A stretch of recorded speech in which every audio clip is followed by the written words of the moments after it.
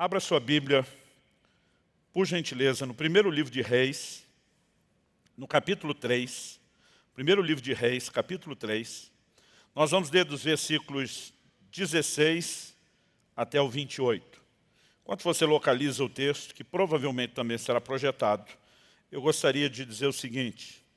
Muitos anos atrás, e esses muitos anos eu devo estar falando de pelo menos 2 décadas, porque já há 17 anos, já faz 17 anos que meu pai partiu para a glória, foi para o encontro do Senhor. Né? Então, acredito que isso remonte a no mínimo uns 20 anos atrás, porque na época meu pai me mandou uma fita cassete.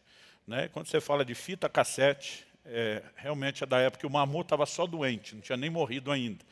E meu pai mandou uma fita pelo correio e disse, quero compartilhar com você uma mensagem que Deus me deu. Meu pai era um pastor, um pregador, né? E por sinal, eu era fã, principalmente da forma como ele rotulava os títulos que ele dava para as mensagens, eu achava incrível, além do conteúdo em si.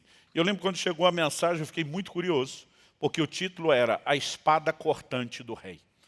E quando ouvi a mensagem, eu não me lembro dela toda, né? Isso já faz muito tempo, mas a resenha dela, né, ainda está viva dentro de mim, e em cima dela, eu talvez tenha adaptado, ajustado um pouco a roupagem, mas eu quero compartilhar, né? A essência do que eu vou compartilhar é a mensagem que eu ouvi do meu pai na época, e eu tenho certeza que isso vai te abençoar também. Então me acompanhe aí em 1 Reis, capítulo 3, nós vamos ler dos versos 16 ao 28. Eu sei que o texto é um pouquinho extenso em relação ao padrão do que costumamos ler, mas é importante que a gente leia a história toda. O texto diz assim, então 2 prostitutas foram falar com o rei Salomão.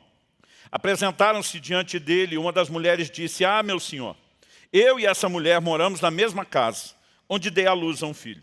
No 3º dia, depois do meu parto, também essa mulher teve um filho. Estávamos juntas. Não havia nenhuma outra pessoa conosco na casa. Somente nós 2 estávamos ali. De noite, o filho dessa mulher morreu, porque ela se deitou sobre ele. Ela levantou-se no meio da noite e, enquanto a sua serva dormia, tirou o meu filho, que estava ao meu lado, e o pôs na cama dela. Depois colocou o filho dela, morto, nos meus braços. Quando eu me levantei de madrugada para dar de mamar ao meu filho, eis que ele estava morto. Porém, quando reparei nele pela manhã, eis que não era o filho que eu tinha dado à luz. Então a outra mulher disse, não, o que está vivo é o meu filho, o seu é o que está morto. Porém a primeira mulher respondeu, não, o que está morto é o seu filho, o meu é o que está vivo. E assim elas falaram diante do rei. Então o rei Salomão disse, esta diz, o que está vivo é o meu filho, e o seu filho é o que está morto. E a outra responde, não, o que está morto é o seu filho, e o meu filho é o que está vivo. O rei continuou, tragam-me uma espada.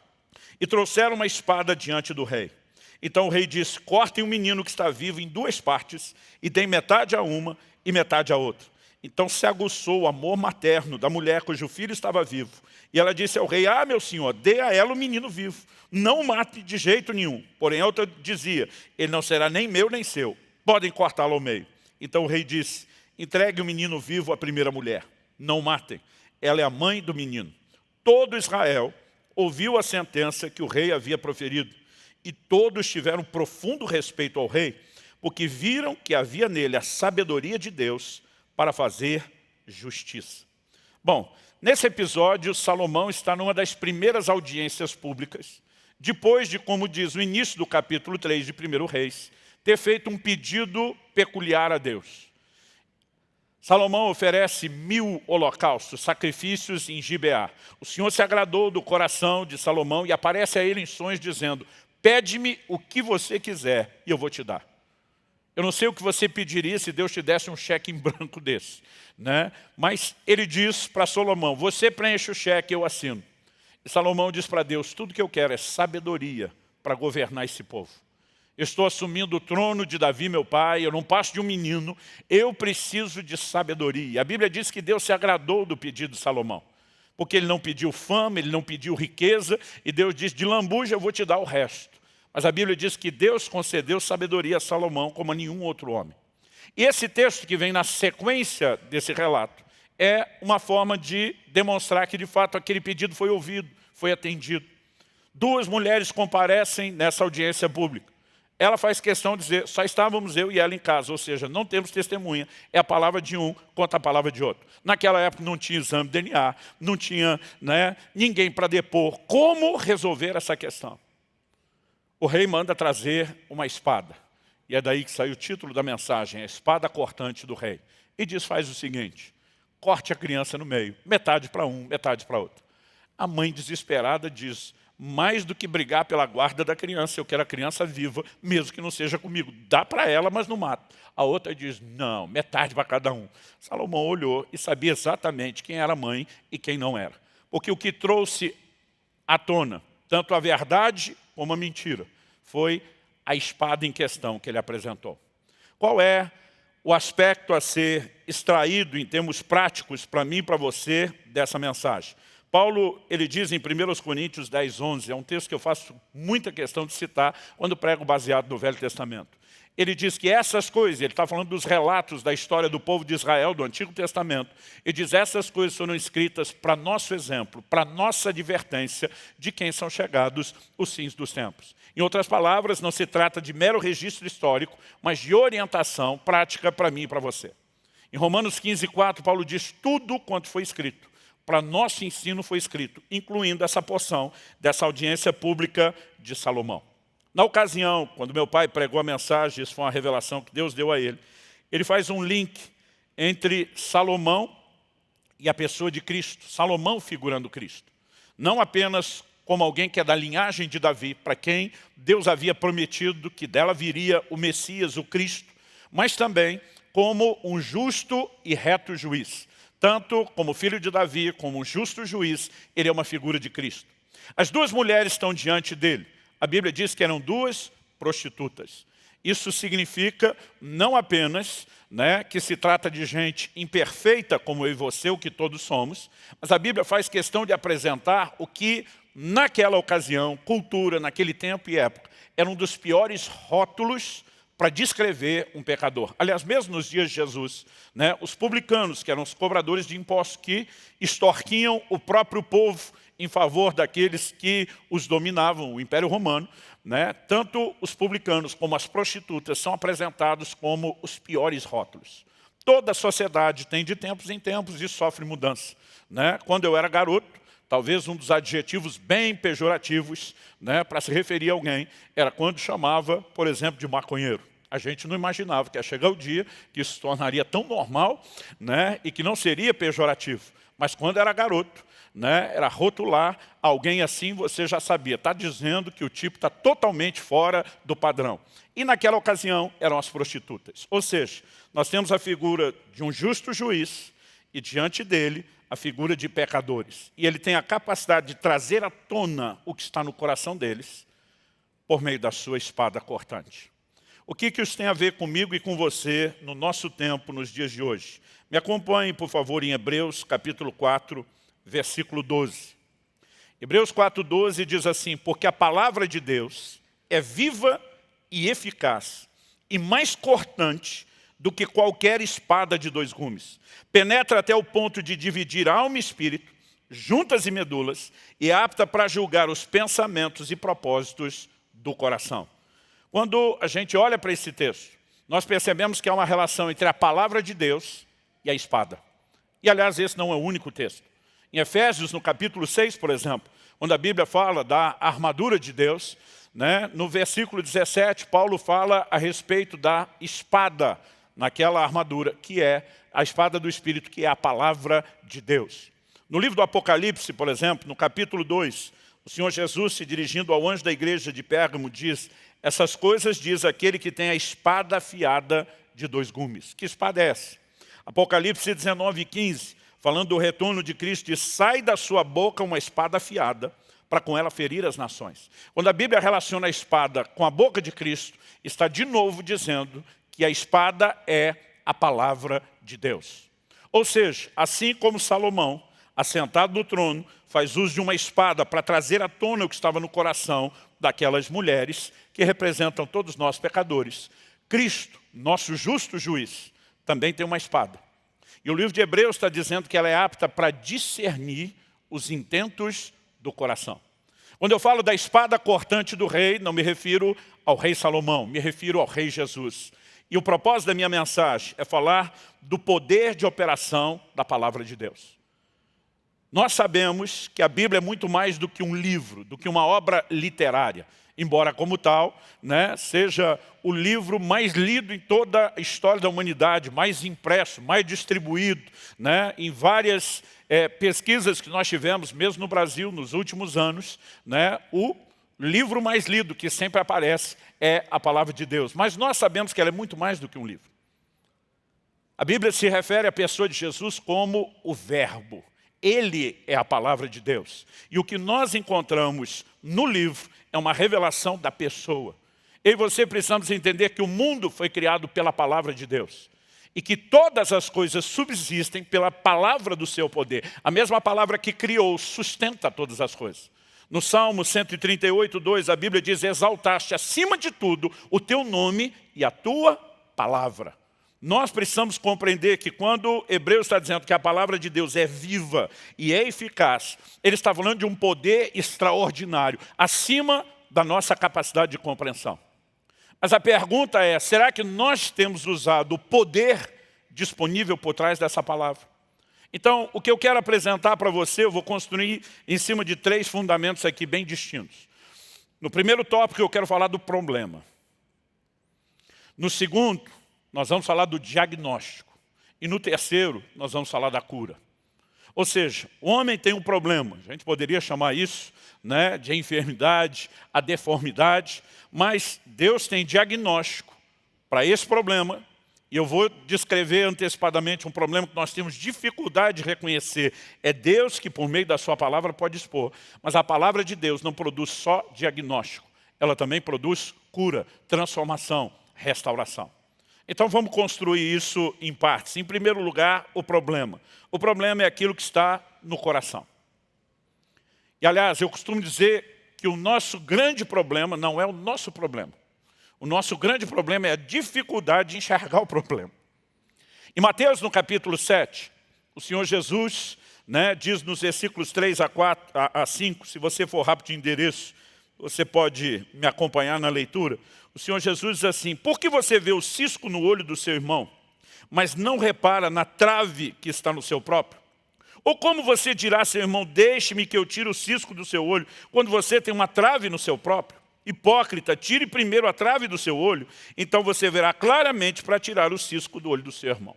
Não há nenhum problema em que você se disponha a ajudar o irmão a enxergar melhor. Jesus só diz que é incoerente quando você está tentando tirar o cisco do olho do outro, sem enxergar a trave que está no céu. Outro dia alguém me disse: pastor, nós temos uma dificuldade de ver problema. Eu falei: não, nós temos dificuldade de ver o nosso. Que o cisco no olho do irmão, pequenininho, à distância, a gente vê bem. O que a gente não vê é a trave no nosso. O que literalmente está na nossa cara, a gente não enxerga. Mas na vida do outro, a gente consegue fazer a distinção. Jesus descreve como hipocrisia não a tentativa de ajudar alguém, mas a tentativa de ajudar alguém quando nem nós nos permitimos ser ajudados naquilo. Agora, a pergunta é: será que cada um de nós acorda uma certa manhã resmungando consigo mesmo: hoje é dia de maldade, vou viver o maior nível de hipocrisia possível? Particularmente, não creio que a hipocrisia seja, na maioria dos casos, algo tão planejado ou pré-determinado. Eu acredito que nós temos, de fato, uma dificuldade, porque nós mensuramos de forma diferente o erro dos outros e o nosso. Então, algo que eu percebo, olhando para as Escrituras, e alguns textos que eu gostaria de chamar a sua atenção para eles, um deles está lá em 2 Samuel, capítulo 12. É quando o profeta Natã vai confrontar Davi, tanto pelo adultério com Batseba, como pelo homicídio de Urias, o segundo pecado, pior do que o primeiro, visando encobrir o primeiro. Quando Natã, o profeta, chega diante de Davi, ele não chega falando do que Davi fez. Ele conta uma alegoria, uma parábola, uma história. E diz: olha, tinha um camarada que tinha muitas ovelhas no seu rebanho, mas ele recebe um visitante.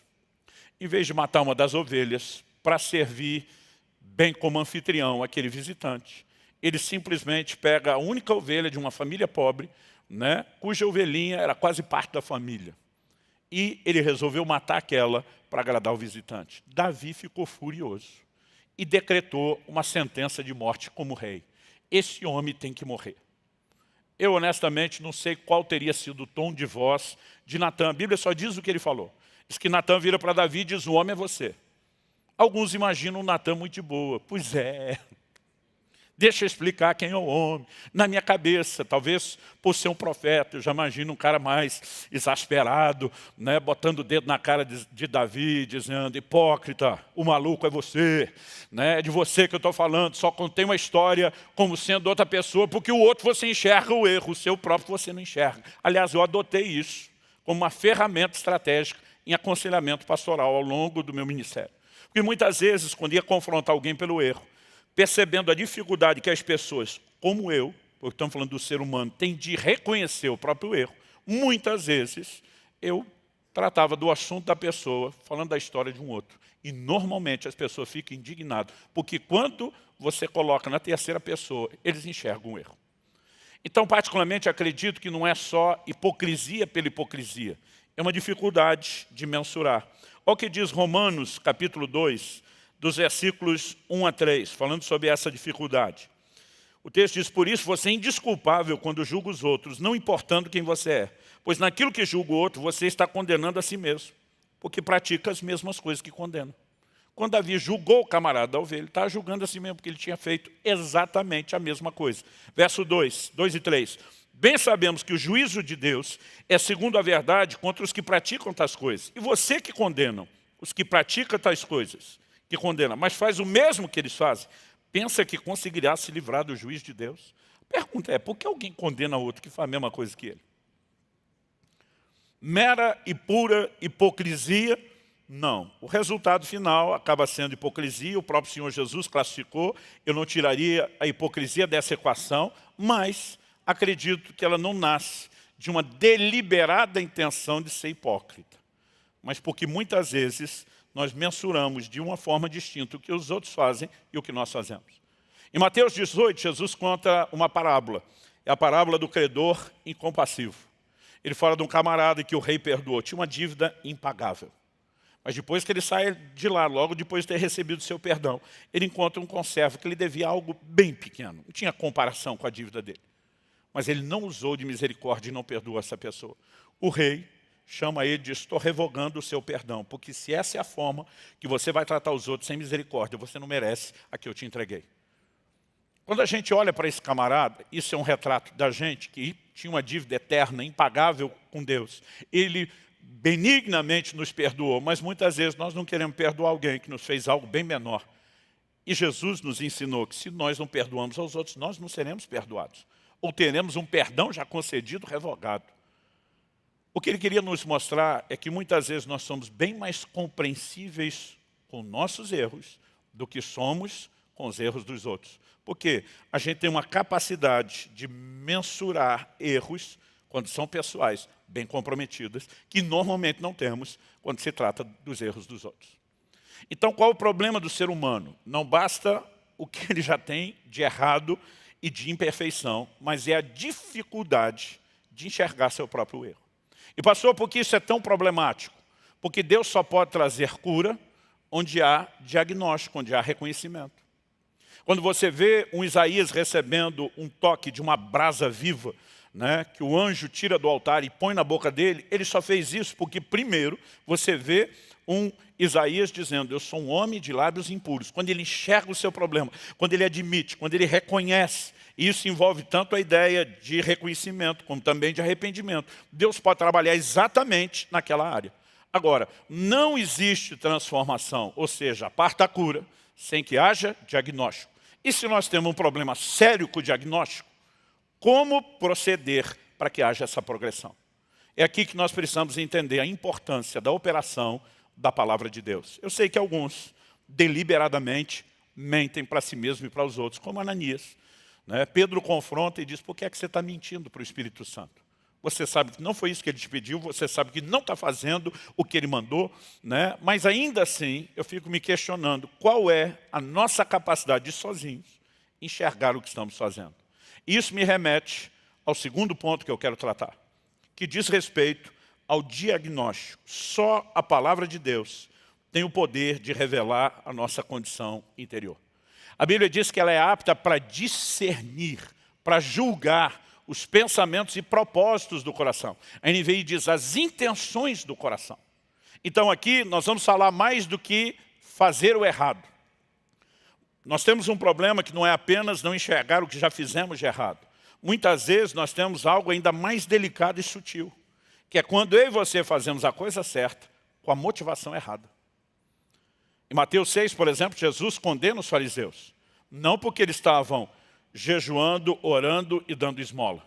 Orar, jejuar e dar esmola em si não é nada errado. Aliás, é totalmente certo. Mas Jesus condena a motivação com que eles faziam isso. O que eles queriam não era nem agradar a Deus e nem servir as pessoas. Era apenas usar aquilo para se vangloriar, para se orgulhar, para se autopromover. Então, a motivação pode fazer com que algo que é certo acabe se tornando errado. Não pelo que fazemos em si, mas por que o fazemos. E se já não é fácil errar o erro quando a coisa é errada, você imagina a nossa dificuldade de perceber as motivações. São dois desafios gigantescos. Agora, o que nós sabemos é que a palavra de Deus, que é viva, que é eficaz, que é mais cortante do que a espada que Salomão pediu que trouxesse, ela penetra profundamente na nossa vida. A Bíblia diz que ela é capaz de separar juntas e medulas. São coisas distintas, mas que normalmente estão bem juntas e fora do alcance da vista das pessoas. A Bíblia diz que ela tem o poder de separar alma e espírito. Os dois compõem o homem interior, embora sejam coisas distintas. Mas a Bíblia diz que ela também consegue expor e denunciar as motivações do nosso coração. Isso significa o quê? Que o coração é algo mais estratégico do que a gente tem muitas vezes imaginado ou conseguido mensurar. Provérbios 4:23 diz assim: sobre tudo o que se deve guardar, guarda o teu coração, porque dele procedem as fontes da vida. Vamos pensar nessa frase. De tudo que eu e você temos para guardar e proteger, Deus está dizendo, atenção primária ao seu coração. Por quê? Porque ele é uma espécie de manancial, de fonte de toda a sua vida. Se você quiser poluir um rio, você não precisa se preocupar em ficar manchando, intoxicando as águas do rio todo. Basta ir à nascente, e lá na nascente, na fonte, macular, comprometer, envenenar aquilo, você afetou o resto do rio. A Bíblia está dizendo que o que afeta o coração, afeta toda a conduta e o comportamento do homem. É por isso que Jesus, normalmente, quando abordava a conduta, ele não tratava com o fruto, ele tratava com a raiz do problema. No Evangelho de Marcos, Jesus diz, é do coração do homem que procedem os homicídios, os furtos, os roubos, os adultérios, e diz, tudo começa do lado de dentro. Aliás, é uma questão tão estratégica que você vai ver na Bíblia Deus e o diabo disputando o coração do homem. Em Atos capítulo 5, quando o apóstolo Pedro expõe o pecado e a mentira de Ananias, a pergunta do apóstolo para Ananias é, por que encheu Satanás o seu coração para que mentisse ao Espírito Santo? Pedro está dizendo, meu irmão, quem começou a trabalhar no seu coração foi o Espírito Santo, que te deu uma orientação, um impulso. Em algum momento, você sai da influência do Espírito Santo no seu coração e permite que Satanás encha o seu coração. Como que você saiu de um extremo a outro? Agora, porque Deus e o diabo estão disputando o coração, porque é uma fonte. E nós precisamos entender que se ele é tão central, se ele é algo tão importante assim na vida cristã, eu e você deveríamos dar mais atenção. O problema é que nós não temos capacidade de fazer isso sozinhos. Por que não? Jeremias 17:9 diz assim, enganoso é o coração, mais do que todas as coisas, e desesperadamente corrupto. Quem poderá entendê-lo? A NVI questiona, quem é capaz de compreendê-lo? Nós precisamos entender quando a Bíblia fala do coração enganoso, é porque muitas vezes nós não percebemos questões como essa, que falamos de intenções, de motivações. O coração, ele tem a capacidade de nos pregar algumas peças. Ou como diria a moçada, hoje em dia de nos trollar. Ele é enganoso. Pastor, mas o coração não é um guia confiável. Outro dia alguém me disse, eu ouvi o senhor ensinando e disseram que te ensinaram a escutar o seu coração. Eu falei, é verdade, eu reproduzo exatamente a linguagem que usaram para me ensinar lá atrás. Mas normalmente eu gosto de dizer às pessoas que o guia confiável não é o coração. O guia confiável é o Espírito Santo que fala ao coração. Romanos 8,16 diz que o Espírito testifica com o nosso Espírito, principalmente no Novo Testamento. O coração ele aparece muito mais, né, como um sinônimo do Espírito do que só da alma ou das emoções. Mas o guia confiável não é o coração. O guia confiável é o Espírito Santo. O coração é o lugar onde ele fala. Então deixa eu tentar exemplificar isso de outra forma. Eu posso, por meio do celular, receber uma ligação e receber um conselho de um homem de Deus, um conselho sábio que pode me ajudar muito. Mas eu vou dizer que o guia confiável foi o celular? Não. Aquilo foi só o lugar por meio do qual a informação chegou. Pelo mesmo celular, eu posso receber um conselho péssimo de uma pessoa desprovida de sabedoria. O guia confiável não é o celular, é quem vai fazer uso dele. Então, quando a Bíblia fala do coração pelo coração, desconectado agora do Espírito Santo como fonte, a Bíblia diz, desconfie dele. Mas no verso 10, o verso seguinte, Deus diz, eu, Senhor, sondo o coração, eu provo os pensamentos para dar a cada um segundo os seus caminhos, segundo o fruto das suas ações. Deus está dizendo, você não tem capacidade de fazer um diagnóstico do seu coração, mas eu provo o coração, eu sondo. Deus está dizendo, eu perscruto todas as coisas, como diz lá 1 Coríntios capítulo 2. Então Deus está dizendo, eu posso enxergar o que você não consegue enxergar aí dentro. Agora, ele não apenas enxerga, ele consegue demonstrar. Quando a Bíblia está dizendo que a palavra de Deus, ela é apta para julgar, para discernir, nós precisamos entender que há um poder espiritual. Ou seja, quando eu e você tiramos tempo lendo a Bíblia, no momento devocional diário, nós não deveríamos ter uma mentalidade que estamos apenas procurando aprender ou receber informações. Muito além disso, nós precisamos entender que existe uma ação sobrenatural que expõe a nossa real condição. Em Tiago, no capítulo 1, se você puder me acompanhar nesse texto, Tiago, capítulo 1, depois de, no versículo 22, a Bíblia nos orientar para que sejamos praticantes da palavra e não só ouvintes, ele termina dizendo, enganando a vocês mesmos. Alguém que não consegue levar para o terreno prático aquilo que ouve, está se iludindo. Essa é a mensagem bíblica. Depois de falar isso, nos versos 23 e 24, a Escritura diz assim, porque se alguém é ouvinte da palavra e não praticante, assemelha-se àquele que contempla o seu rosto natural num espelho, pois contempla a si mesmo, se retira e logo esquece como era a sua aparência. A geração atual provavelmente não entende essa frase, esquece o que viu no espelho. Em primeiro lugar, nós não tínhamos naquela época espelho como a gente tem hoje. Aquele reflexo praticamente perfeito no espelho de vidro. Pouquíssimas pessoas na sociedade, era um percentual muito pequeno, tinham um espelho. Só realmente quem era muito rico. O espelho era feito de bronze, bronze batido, polido. O reflexo não era perfeito. Quando Paulo escreve aos Coríntios e diz, agora vemos em parte como que por um espelho, ele está fazendo referência à questão do bronze. Agora, a maioria das pessoas dependia de quando encontrava uma água tranquila e limpa para ver o reflexo. Não se viam no espelho todo dia. Eu lá em casa não tenho como evitar o espelho. Minha mulher conseguiu ter espelho no quarto, né, no banheiro, espelho na sala de jantar. Para onde eu olho tem espelho. Todos os banheiros têm espelho. Agora, quando eu era garoto, pré-adolescente, a casa dos meus pais tinha um único espelhozinho, pequenininho, que era aquele da porta do armarinho do banheiro, aquele de plástico que já vinha pronto para você instalar, que normalmente era acima da altura. Eu não me via muito. Não era nem a época que era obrigado a fazer barba e se enxergar com mais frequência. Tinha horas que me dava um desespero, porque eu não lembrava como era meu rosto. Não é que eu não lembrava nada, mas me faltava a capacidade de compor a imagem. E às vezes me dava esse desespero, eu tinha que achar algum lugar... Ah, sim, é isso aqui. Então eu sou parte de uma geração que consegue entender o que Tiago diz. Talvez a nova geração, que se olha no espelho todo dia, não entenda o que é que ele falou. Mas ele está comparando a palavra de Deus com um espelho. E ele diz que a palavra de Deus como espelho mostra quem nós somos. O problema é que muitas vezes nós não temos um relacionamento com esse espelho que permita viver na consciência daquilo que o espelho expôs. E a palavra de Deus como espelho, basicamente, ela revela duas coisas. Uma é a nossa identidade em Cristo, quem somos nele.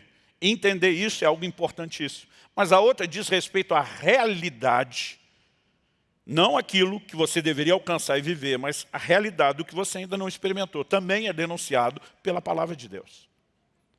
E se nós não tivermos o relacionamento devido com a palavra de Deus, que envolve o quê? Daqui a pouco vou voltar nisso. Mas o verso 25 começa dizendo, aquele que atenta bem para a lei perfeita. O que é atentar bem?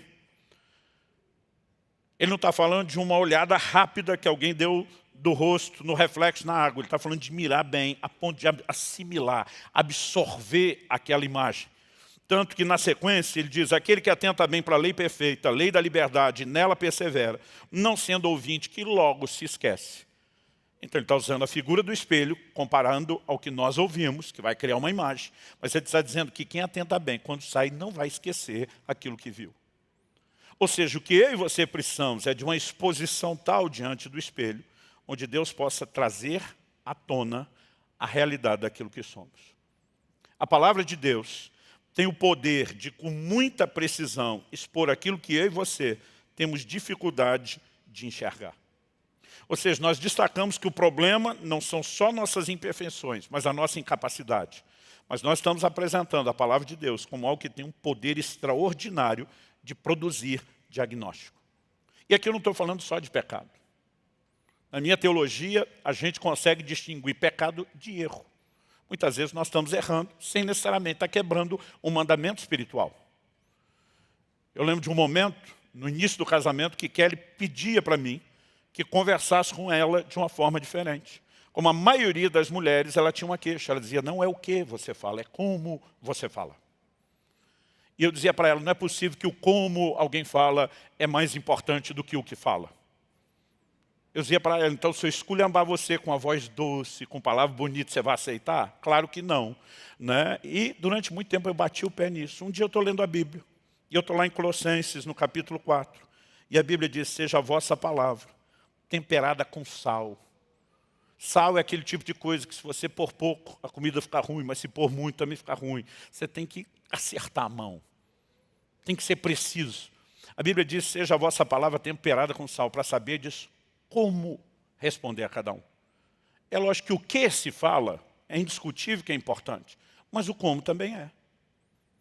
Eu lembro de uma ocasião, onde minha esposa falou para mim, olha, quando você precisar chamar minha atenção, e isso é justo, você podia também aproveitar e começar me elogiando primeiro. Eu lembro que eu olhei para ela e falei, não me peça para praticar essa psicologia barata. Eu falei, eu te elogio quase que 99% do tempo. E eu não misturo uma bronca para compensar. Na hora que tiver que chamar sua atenção por algo, o contexto era o trabalho nosso como equipe, ela tinha tomado a decisão no ministério que ela coordenava, que afetou todos os outros. Ela tomou a decisão sozinha, sem consultar. E eu falei, nós vamos para a reunião, eu vou precisar chamar a sua atenção lá, eu não sou seu marido, eu sou líder da equipe. E ela gostou que eu preparei, né, que eu tirei do nível pessoal. E ela falou, você podia fazer isso sempre. E eu falei, não me peça para praticar essa psicologia barata. Pela cara dela, eu já vi ela dizendo assim, não vou discutir.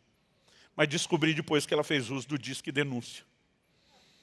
Foi resolver o assunto na ouvidoria do céu. Ele falou, Deus, eu não tenho poder de argumento para discutir com meu marido, mas eu tenho certeza que eu não estou errada no que eu estou pedindo para ele. É só o Senhor que pode fazer essa obra. E deu uns dias, o Espírito Santo falou comigo. Porque em Apocalipse 2 e 3, quando Jesus dirige, né, o que nós temos ali como as cartas às igrejas da Ásia, ele nunca começa chamando a atenção de ninguém. Ele começa sempre elogiando. Apocalipse 2:2. Conheço tuas obras, o teu labor, a tua perseverança. Supostastes provas por causa do meu nome e não desfaleceste. Puseste a prova se dizem apóstolos e não são, os achaste mentirosos. Depois de encher a bola, ele diz, mas como ninguém é perfeito, tem um negócio aqui que nós precisamos resolver. Tenho contra você, que você abandonou o seu primeiro amor. Lembra de onde caíste, arrepende, volta à prática das primeiras obras. Mas depois elogio de novo. Mas tens a teu favor, que odeias as obras dos nicolaítas, as quais eu também odeio. Ou seja, ele não chega chamando atenção. Por quê? Porque as pessoas não falam apenas a linguagem verbal, elas normalmente têm uma comunicação emocional. E quando você elogia primeiro, você está dizendo o que vem na sequência, não é algo que vai tirar o seu valor ou o apreço que eu tenho por você. Isso melhora muito a comunicação. Eu não acho que necessariamente naquele momento, ao não entender isso, eu estava pecando. Mas eu teria um problema de relacionamento desnecessário. A palavra de Deus expôs todo o meu comportamento, me deu luz, me deu orientação. Você entende o que eu estou falando? Nós temos a dificuldade enorme de enxergar, mas há um poder, há uma sabedoria sobrenatural nas Escrituras. Não é só um conselho, está aí na geral, pegue. O Espírito Santo tem o poder de aplicar aquilo num âmbito personalizado em mim e em você. A chave da mudança de vida é a exposição que a palavra de Deus pode fazer no meu e no seu coração. Quem está entendendo, diga amém. Mas Deus seja louvado que a palavra não dá só o diagnóstico. Porque não adianta só ter o diagnóstico. O diagnóstico é um passo necessário para a cura. E o que é importante que eu e você entendamos, eu quero voltar lá em Tiago, capítulo 1 com você. Eu mencionei o 22, sobre ser praticante da palavra, o 23 e o 24, que fala do espelho, o 25, para tentar bem não esquecer. Mas toda a história começa a partir do 21, que diz, portanto, deixando toda a impureza e acúmulo de maldade, acolham com mansidão a palavra implantada em vocês, a qual é poderosa para salvá-los. A maioria das traduções mais modernas, por equivalência e não literalidade, só diz para salvá-los. A maioria das traduções mais antigas, são chamadas por literalidade, traduzem esse texto assim, a qual é poderosa para salvar as vossas almas. Para mim, essa distinção é muito importante e esse dado não poderia ser omitido. Por quê?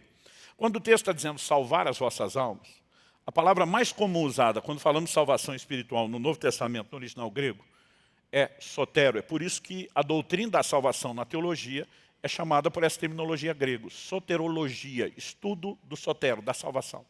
Mas a palavra usada por Tiago aqui é sozo. Sozo também tem ideia de salvação? Claro que sim, senão não apareceria traduzido. Mas ela normalmente, na maioria das vezes em que aparece, ela está relacionada com cura e restauração. Cada vez que Jesus curava um enfermo, ele dizia assim, vá em paz, tua fé te curou. As traduções podem variar, para algumas dizendo, tua fé te salvou. Mas ali a palavra sozo está falando de cura, que é o que Jesus tinha acabado de operar. Em outras palavras, o que você precisamos entender é que o ser humano, ele é um ser tríplice. 1 Tessalonicenses 5:23 diz, e o espírito, alma e corpo de vocês sejam conservados irrepreensíveis até a vinda de Jesus. O ser humano é espírito, alma e corpo. No seu espírito, você tem consciência, ou pode ter consciência de Deus e das coisas espirituais. Com o seu corpo, você tem consciência do mundo terreno, de tudo que é material. Mas na alma, você tem consciência de si mesmo. A alma é o que a gente chama da sede da personalidade. É o lugar onde estão as nossas vontades, as nossas emoções, os nossos pensamentos. É aquilo que distingue você de uma outra pessoa, não é apenas a aparência do corpo. No plano espiritual, né? Por exemplo, quando falamos do homem como um ser espiritual, cada um, quando partir para a glória, o homem interior é composto de espírito e alma. Quando a Bíblia diz que a palavra pode separá-los, significa que eles estão bem próximos, mas como juntas e medulas não são a mesma coisa. Por que é importante entender isso? O novo nascimento acontece no nosso espírito. A regeneração acontece no nosso espírito.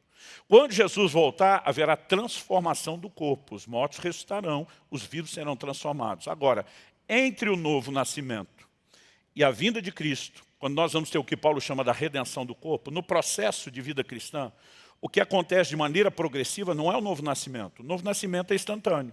O crescimento espiritual é progressivo. Mas a salvação da alma, né, que é a restauração da alma, ela acontece pela palavra de Deus. Salmo 19:7 diz, a lei do Senhor é perfeita e restaura a alma. Agora, o que significa isso? Tiago está dizendo, receba com mansidão a palavra implantada em vocês.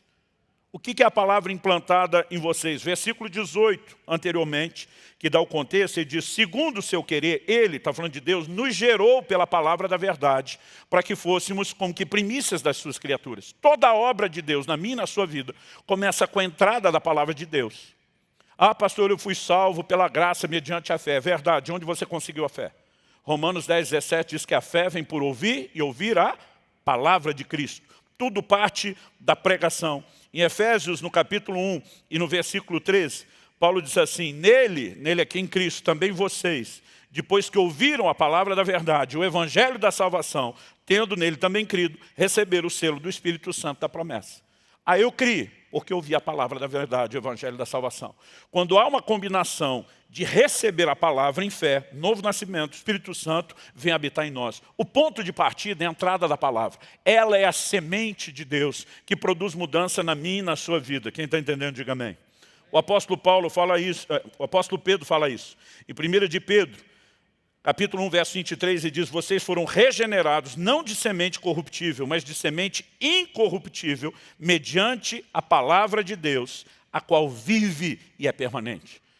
Eu gosto dessa expressão, que se refere à palavra como algo vivo, que opera e trabalha dentro de mim e dentro de você. Mas a mesma semente que entrou e produziu o novo nascimento, Tiago está dizendo, você tem que acolher com mansidão o que foi colocado dentro de você, ou seja, baixa a guarda, se exponha. A palavra quer continuar operando em você, para da mesma forma como trouxe regeneração no seu espírito, trazer restauração para a sua alma. A palavra não traz só diagnóstico, ela traz cura. Mas a pergunta é, que cura é essa? Porque nas últimas décadas, quando a igreja começou a falar de algo que não se falava muito ao longo da nossa história, que é cura interior, cura para as emoções, nós limitamos a salvação ou a restauração da alma só a uma restauração emocional. E não estou dizendo que a palavra de Deus não faça isso. Ela tem o poder de sarar nossas emoções? Claro que tem. Uma pessoa que chega, a Deus, a Cristo, se converteu e traz marcas profundas de rejeição, ela tem uma dificuldade em relação a entender o seu próprio valor, por conta da experiência e das marcas emocionais. Agora, a revelação da palavra começa a trazer à tona o meu e o seu valor, não diante das pessoas, mas diante do Criador de todas as pessoas. E essa revelação é extraordinária. Ela te coloca acima de qualquer dor. No Salmo 27, 10, Davi diz, ainda que meu pai e minha mãe me desamparem. São as pessoas de quem temos a maior necessidade de afeto desde criança. E diz, o Senhor me acolherá. O que ele está dizendo? Eu entendi o meu valor diante de Deus. Se alguém não ia reconhecer, o problema é deles. E isso não muda o entendimento de quem eu sou, da importância que eu tenho aos olhos de quem me criou. A palavra de Deus, ela pode produzir uma mudança tão extraordinária que sara qualquer ferida, qualquer dor que eu e você carregamos. Mas o problema é que muitas vezes nós limitamos a cura só a isso. Então Deus vai arrumar o nosso mundo emocional. Eu quero te dizer, é muito mais do que isso. Se nós estamos falando de um problema que a palavra diagnostica e que tem a ver com comportamento, será que a cura se limita só a mudar emoções e não mudar o nosso comportamento? Nós precisamos entender que a cura é mais do que alinhar emoções. Isso é parte do pacote, mas não se limita a isso. O poder de cura que a palavra de Deus tem é transformar a minha e a sua vida. É transformar a minha e a sua conduta. Quem está entendendo, diga amém. Quando Jesus fala na parábola do semeador, ele usa uma figura muito clara, que a semente é a palavra de Deus. Agora, o que eu e você precisamos entender? Que embora a palavra é viva, é eficaz, ela tenha todo o poder. O resultado dela em cada tipo de solo não depende do poder da semente. Ele diz que o primeiro nível de solo, onde não houve nenhuma frutificação, ele diz é o que ouve a palavra e não entende. Mas o último, que produz fruto a 30, 60, 100 por 1, é o que ouve e entende. Então o que nós precisamos é de uma combinação, de uma interação. Cada tipo de solo é explicado por Jesus, falando da interação de cada um com a palavra.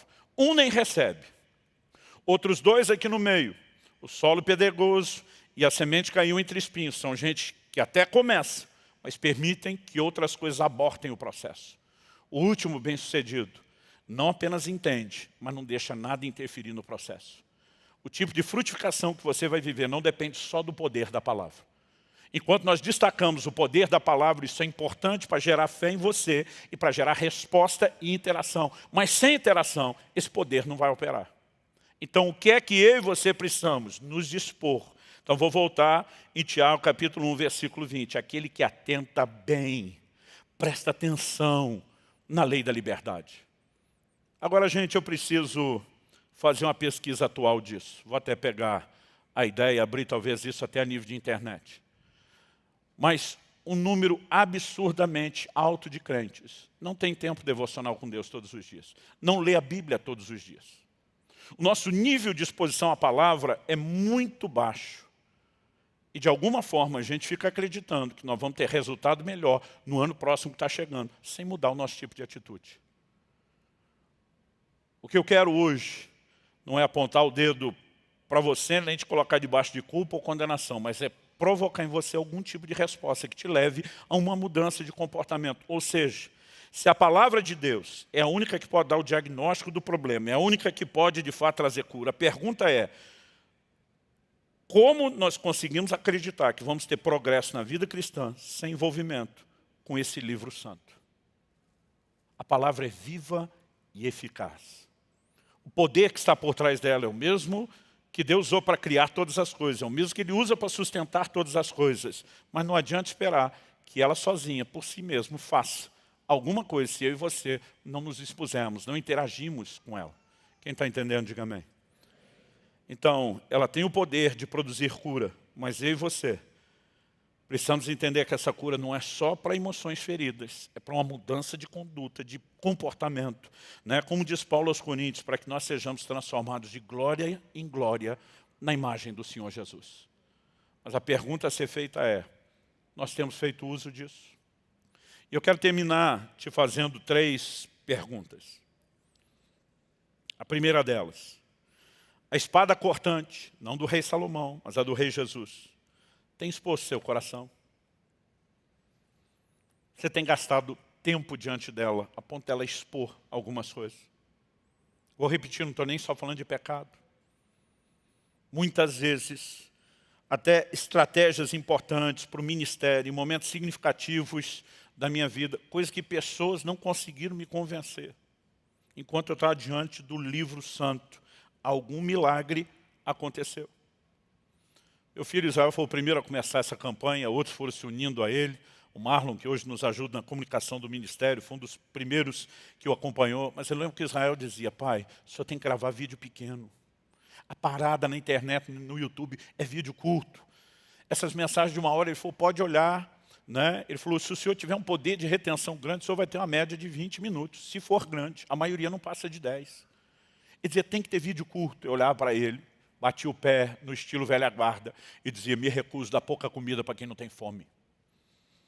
Não vou mudar o padrão de alimentação porque alguns não estão interessados. Ele dizia, só estou te dizendo como funciona a nova geração. E várias pessoas, pastor, grava vídeo pequeno. Eu dizia a mesma coisa, não vou dar pouca comida para quem não tem fome. Mas um dia eu estou lendo a Bíblia, e estou lá em Abacuque 2. E aí eu leio, escreve a visão, grava em tábuas, para que possa ler até quem passa correndo. Eu falei, para tudo. Tem um texto para quem passa correndo, que você tem que resumir. Era a visão do outdoor da época. Escreve a visão em tábua, grava. O cara passou correndo, pegou. Eu falei, não pode. Eu falei, é verdade, Deus, que desde aquela época o senhor já estava preocupado com isso? Essa parada para meditar me deu a chance de, pela primeira vez, ouvir Deus num assunto que até então não tinha dado espaço para ele falar. Naquele dia o Espírito Santo falou comigo, eu não quero que você pare de fazer o que está fazendo. Eu não quero que você pregue mensagens menores nos cultos e reuniões. Mas o Senhor diz, eu quero que você use uma outra estratégia para atingir um outro público. Ou às vezes o mesmo público que domingo tem 1 hora, mas durante a semana não tem. E o Senhor me disse, mas você não vai abrir só para um lado. Você vai abrir também para o outro. Eu quero que você comece a gravar os cursos para quem de fato quer se aprofundar. E naquele momento eu percebi que não era meramente mudar, era ampliar. Agora, eu tenho momentos significativos, não só em Deus tratando pecados, expondo motivações erradas, mas muitas vezes ajustando relacionamento, como falei dentro de casa, no meu casamento.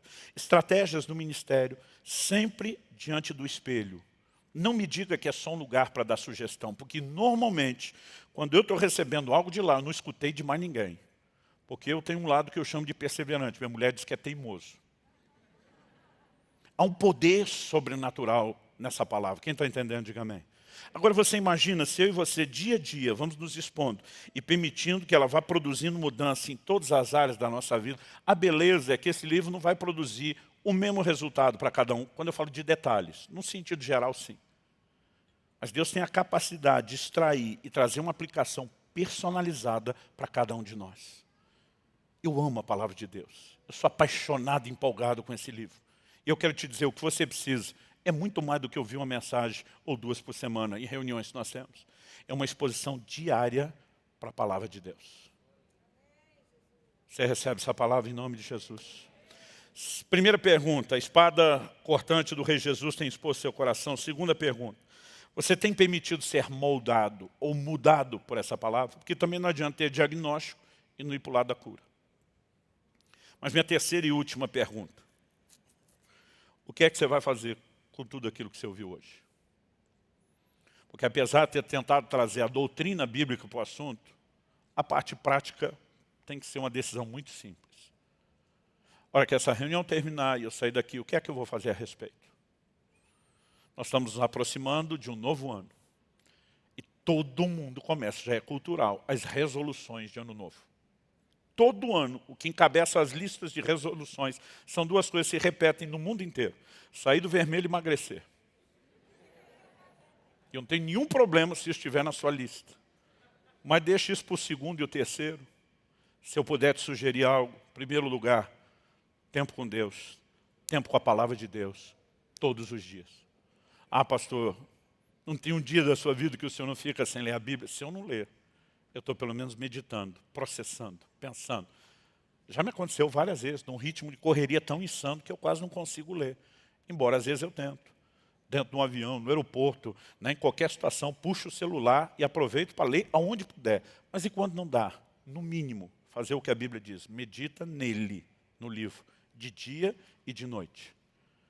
E se eu e você mantemos uma consciência contínua da palavra de Deus operando em nós, a conversa muda e muda completamente.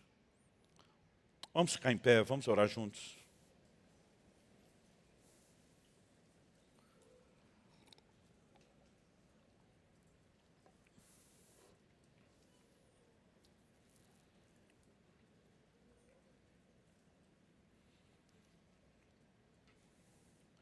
Eu gostaria que você colocasse diante de Deus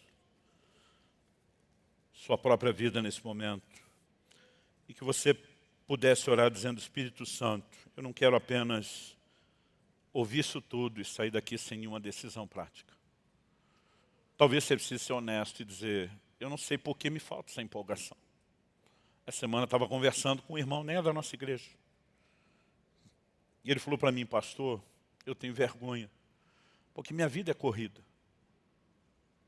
E às vezes eu uso isso como uma justificativa, que eu chego em casa à noite, vou ler a Bíblia, eu não aguento de sono e eu durmo. Ele falou: mas essa semana eu precisei estudar para o meu trabalho. E eu ficava acordado até tarde, sem sono. Por causa da área de trabalho dele, imaginei. Eu falei: não, é que normalmente o vídeo do YouTube, que você deve estar precisando, tem uma outra dinâmica. Eu falei: não, pastor, eu estava lendo. Ele falou: como eu posso estar nesse nível de, com uma coisa natural, não ter sono e com aquela outra ter? Eu falei: bom, tem duas coisas. Uma, talvez você precise de um despertamento e de uma carga sobrenatural para ter empolgação que você tem com o seu negócio. A outra, que muitas vezes nós não reconhecemos, que nós vivemos num ambiente de guerra espiritual. Quando os discípulos de Jesus estavam no Getsemane, não conseguiam orar e dormiam, Jesus disse para eles: o espírito, na verdade, está pronto, mas a carne é fraca. Jesus não disse que a carne é fraca para falar de tentação. Na hora da tentação, a carne é forte, não é fraca. Ela é fraca para buscar Deus. E se você pensar bem, tem muito crente que mesmo hoje, depois de convertido, mesmo que não vire uma noite acordado na balada, ainda tem alguns entretenimentos. Tem gente que consegue maratonar seriado e filme e não tem sono, mas na hora de orar e para a vigília tem sono. Jesus disse: seu espírito está pronto, seu espírito quer Deus. Mas a carne que carrega a velha natureza vai lutar contra isso. E o que nós precisamos fazer é subjugá-la, é dominá-la. E a carne não converte, ela tem que ir para a cruz. Você vai ganhar essa briga usando de violência. Não estou falando, de você ferir literalmente a carne. Quando Paulo diz: eu esmurro o meu corpo e eu reduzo a escravidão, ele não está falando de algo literal. Mas nós podemos reconhecer que é uma briga e orar especificamente. Eu muitas vezes tenho dito para Deus: o Senhor está lá, o Senhor prometeu através de Amós, eis que vem dias, diz o Senhor, em que enviarei fome sobre a terra. Não fome de pão, nem sede de água, mas de ouvir as tuas palavras. Eu quero essa fome sobrenatural.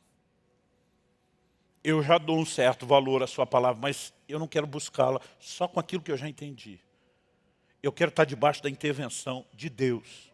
Porque se o sono vem do reino das trevas, não é o reino das trevas que me governe, eu quero que algo me desperte, que algo me vivifique para isso. E há formas e maneiras de você estar orando, buscando a Deus para que isso mude. Pastor, eu não vou conseguir sair daqui já 1000 por hora. Tenho certeza que não. Você não muda hábitos dessa maneira. Mas algo que eu tenho aprendido é que muitas vezes, com ou sem vontade, estabelecer um ritmo de disciplina pode te reprogramar, mas também buscarmos a ajuda de Deus. Então eu quero que você ore, né, pedindo que isso não pare no final dessa reunião, mas que Deus possa continuar esse assunto de uma maneira bem prática na sua vida quando você sair.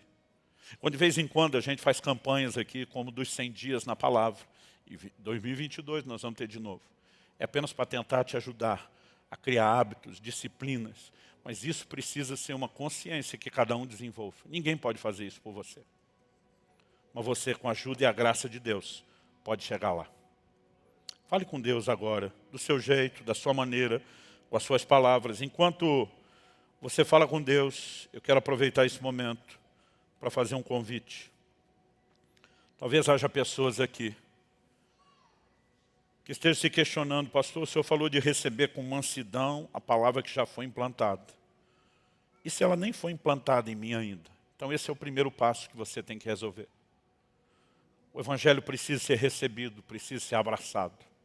Você precisa de uma decisão formal de entregar sua vida a Cristo, de dizer, eu vou abraçar a mensagem de salvação que Deus me oferece.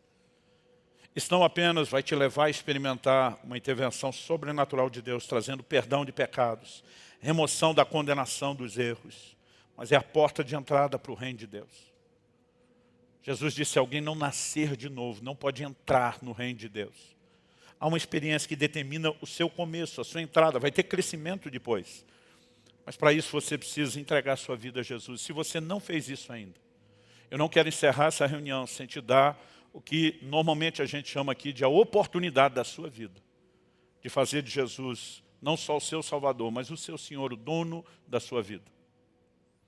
Mas talvez possa haver gente no nosso meio que um dia tomou essa decisão. Mas de alguma forma e por várias razões, você se afastou, se esfriou, se desviou. Não importa o que aconteceu, como você rotule, mas dentro de você, você sabe, talvez você não entende nem como sabe, que Deus está te chamando para uma reconciliação e para um recomeço. Eu quero oferecer essa oportunidade a você também. Seja os que precisam tomar essa decisão pela primeira vez, ou a você que já fez um dia essa decisão e precisa retomá-la, voltar lá ao início, recomeçar. Eu quero orar com vocês, com esses dois tipos de pessoas. O Senhor Jesus diz, todo aquele que me confessar diante dos homens, eu também o confessarei diante do meu Pai e dos anjos que estão nos céus. O reconhecimento da nossa salvação diante de Deus, dos anjos, do mundo espiritual, ele vem depois de reconhecermos Jesus diante das pessoas. Mas Jesus também diz, todo que me negar diante dos homens, eu também o negarei diante do meu Pai e dos anjos que estão nos céus.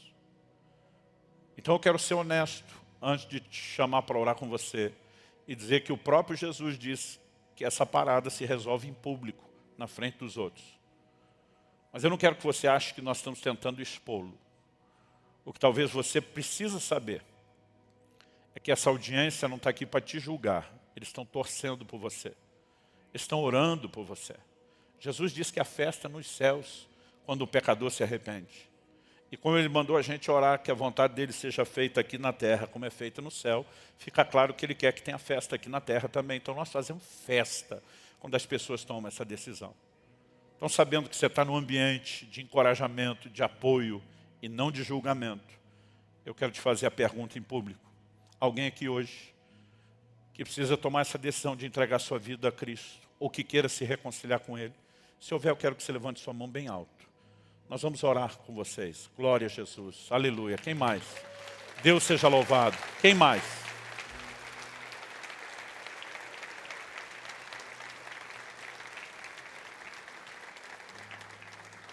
Eu vou pedir mais do que só levantar a mão. Vou pedir que vocês saiam do lugar de vocês. Venham o mais rápido que vocês puderem. Aqui embaixo, aqui à frente. Perto de mim. Nós vamos orar com vocês. Você pode dar ao Senhor mais um forte aplauso por cada um deles.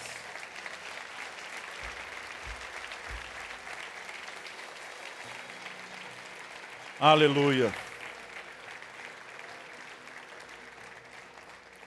Quem mais? Sempre tem gente, de vez em quando eu ouço aqui, ouço ali, gente que diz, pastor, eu queria levantar minha mão, parece que ela pesava 1 tonelada. Eu queria sair do meu lugar, parece que o pé estava enraizado no chão. Há uma guerra no reino espiritual. Mas eu tomo a autoridade do nome de Jesus para quebrar toda a cadeia, toda a amarra espiritual. Eu declaro cada pessoa nesse lugar livre para corresponder ao convite do Espírito Santo. Se você estava tentando erguer a mão ou sair do lugar, não conseguia, tenta de novo, que agora você vai ver que consegue. A Bíblia diz, se hoje ouvides a sua voz, não endureça o coração. Eu acho muito top essa frase, hoje. Há um outro versículo que diz, hoje é o dia aceitável, hoje é o tempo da salvação. Talvez você esteja pensando, eu posso resolver isso outro dia. É verdade. Já vi gente que deixou para depois e resolveu depois. Mas vi gente que deixou para depois e morreu sem resolver. A Bíblia diz, se hoje ouvides sua voz, não endureça. Lembra que é a sua resposta à palavra de Deus. E se Deus estiver falando ao seu coração, vem. Algumas vezes eu fico tentando discutir consigo mesmo. Eu não acho que eu estou tão ruim para ter que recomeçar. Mas se algo aí dentro de você está dizendo, vai lá. Simplesmente vem. Depois você tenta entender o que é que estava acontecendo. Há mais alguém? Glória a Jesus. Glória a Jesus.